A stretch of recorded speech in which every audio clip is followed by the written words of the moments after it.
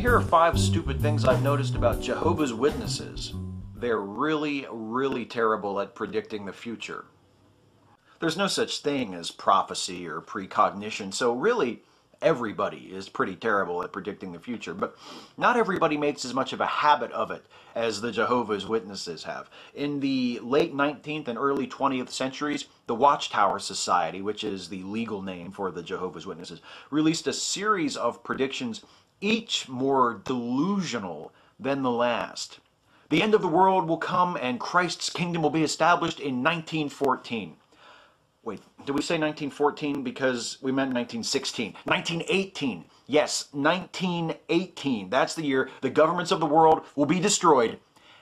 In 1920. 1925 by the latest. That is definitely the year when it's all going down. 1938. It's going to happen any day now. In fact, there's no point even in getting married or having kids anymore because it's literally going to happen any moment. 1975, Armageddon is coming, Christ's 1,000-year reign is about to begin. It could happen the very next moment. That's it, definitely. 1975, the drop-dead date, 1975.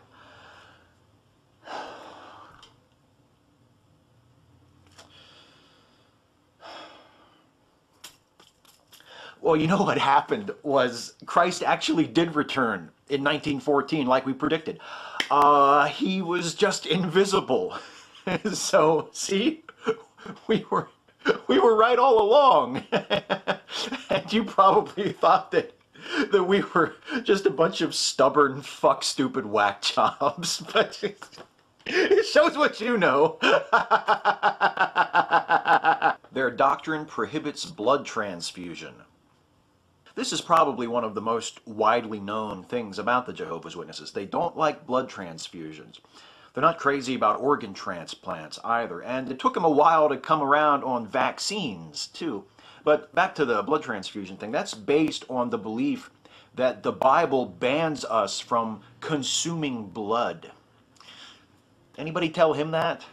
I'm just kidding. Of course, that guy's blood is the only blood that Jehovah's Witnesses are actually allowed to have, which is kind of a shame for them because the imaginary blood of Christ is of no help whatsoever in an emergency, whereas the actual blood of another person can be life-saving.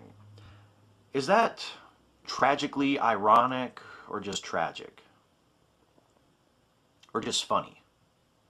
They discipline through shunning. Witnesses who do get blood transfusions or commit similarly egregious violations of church rules are excommunicated or disfellowshipped, as the WatchTower Society calls it. Those who have been disfellowshipped are then shunned by the other members of the society. They can still attend services at the Kingdom Hall, but nobody else is allowed to talk to them or associate with them. And those who voluntarily resign from the witnesses are also shunned. And actually, failure to properly shun a disfellowshipped former member of the society is in itself grounds for disfellowship and shunning.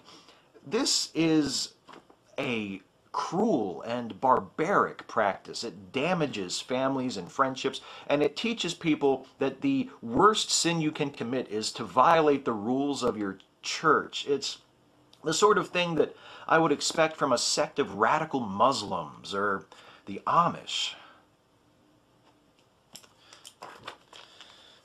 Note: do 5 stupid things about the Amish.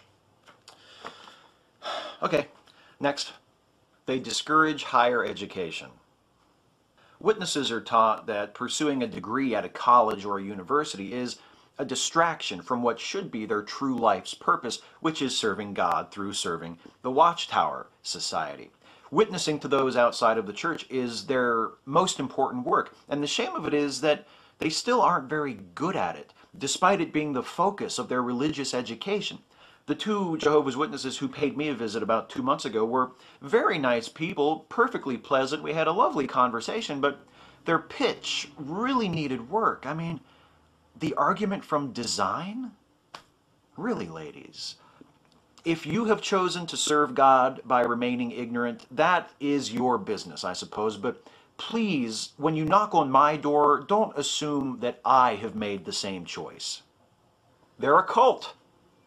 The WatchTower Society rationalizes failed prophecies. It teaches suspicion of modern medicine and education, and it inculcates in its members the belief that their highest purpose in life is to serve the society, even at the expense of relationships with friends and family members from outside the group.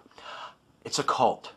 All the Jehovah's Witnesses I've ever known have been very nice, very polite people. I have nothing against them personally, but they're members of a cult, and cults are stupid. And the stupidest thing about this particular cult might be that they have the whitest Jesus ever. Look at that guy. Jesus was born in Palestine. That guy has been on a bus tour to the Holy Land Experience in Orlando. Maybe. The hardest part is only picking 5. Catch you next time.